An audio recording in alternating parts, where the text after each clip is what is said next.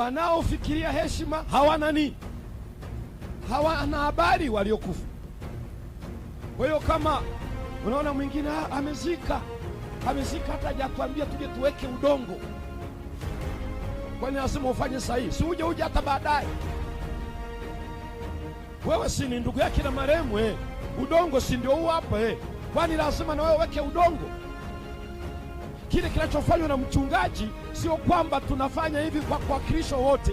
Anaelezea huu ni udongo na umerudi wapi, na ni mavumbi yamerudi wapi, na ni majivu yamerudi wapi.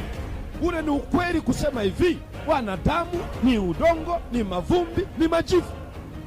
Sio kwa kufanya hivi wote tunazika. Hatuziki, ila tunawaeleza watu wote tulioko hapa, sisi tulitoka mavumbini. Mavumbini tunafanyaje?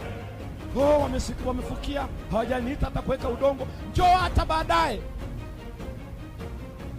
Tunalalamikia hapa, hatujakupa ruhusa. Udongo umebaki, hatujatoka nao. Hata tukimaliza mbaki, weka wa kutosha.